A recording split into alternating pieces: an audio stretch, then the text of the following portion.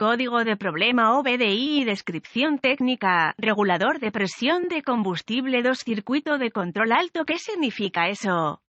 Este código de problema de diagnóstico, DTC, es un código genérico del tren motriz, lo que significa que se aplica a vehículos equipados con OBDI, Isuzu, Mazda, Dodge, Chrysler, Ford, GMC, Chevy, Toyota, Honda, etc. Aunque genérico, los pasos de reparación específicos pueden variar según la marca, modelo. En mi experiencia con el diagnóstico de un código P2296, ha significado que el módulo de control del tren motriz PCM ha detectado una señal de alto voltaje desde el circuito de control del regulador electrónico de presión de combustible designado con un 2. Sistemas que utilizan múltiples reguladores electrónicos de presión de combustible. Una designación numérica puede referirse a cierto banco de motores, pero no siempre. El PCM generalmente controla el regulador electrónico de presión de combustible, el voltaje de la batería y las señales de tierra se utilizan para controlar un servomotor en el regulador de presión de combustible que coloca una válvula de modo que se pueda alcanzar el nivel deseado de presión de combustible para cualquier situación dada. Para ajustar el voltaje del regulador de presión de combustible cuando sea necesario, el PCM monitorea el sensor de presión de combustible que se encuentra en el riel del inyector de combustible. Cuando se aumenta el voltaje en el servomotor del regulador electrónico de presión de combustible, se abre una válvula y se aumenta la presión de combustible. Voltaje disminuido en el servo causas. La válvula se cierra y la presión del combustible disminuye. El regulador de presión de combustible y el sensor de presión de combustible se integran con mayor frecuencia en una sola carcasa con un conector eléctrico, pero pueden ser componentes separados. Si el voltaje real del circuito de control del regulador de presión de combustible es inferior al grado esperado, según lo calculado por el PCM, se almacenará un P2296 y se podrá encender una lámpara indicadora de mal funcionamiento. 1000 códigos de motor del regulador de presión de combustible relacionados. P2293 regulador de presión de combustible 2 rendimiento. P2294 regulador de presión de combustible 2 circuito de control. P2295 regulador de presión de combustible 2 circuito de control. Síntomas y gravedad bajos. Dado que la presión excesiva de combustible puede causar daños internos en el motor y el convertidor catalítico y provocar varios problemas de conducción, un código P2296 debe clasificarse como severo. Los síntomas de un código P2296 pueden incluir los códigos de falla de encendido del motor y los códigos de control de ralentí. También pueden acompañar a un P2296 disminución de la eficiencia del combustible, arranque retrasado cuando el motor está frío o humo negro del sistema de escape.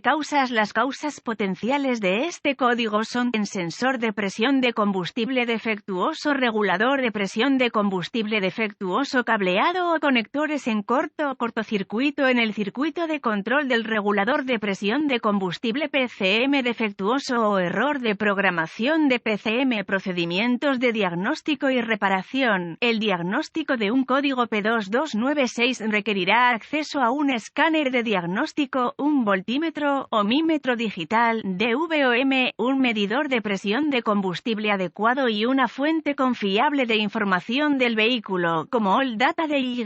Nota: se debe tener extrema precaución al usar un medidor de presión de combustible manual. El combustible a alta presión que entra en contacto con superficies calientes o chispas abiertas podría encenderse y provocar un incendio. Una inspección visual del cableado y los conectores del sistema con un enfoque en los arneses y conectores en la parte superior del motor me ha resultado fructífera en el pasado. Parece que el área cálida del motor superior es popular entre las alimañas, especialmente en climas fríos. Desafortunadamente, las plagas a menudo roen el cableado y los conectores del sistema repetidamente. A continuación conectaría el escáner al puerto de diagnóstico del vehículo y recuperaría anotaría los códigos almacenados y los datos del cuadro congelado. Anotar esta información puede resultar útil si el proceso de diagnóstico se prolonga. Borre los códigos y pruebe el vehículo si el motor arranca. Verifique el grado correcto de voltaje y una conexión a tierra de la batería en el regulador de presión de combustible. Si se restablece el código, si no se encuentra voltaje en el conector del regulador de presión de combustible, pruebe los relés y fusibles de la fuente de alimentación siguiendo el diagrama de cableado apropiado de la fuente de información del vehículo.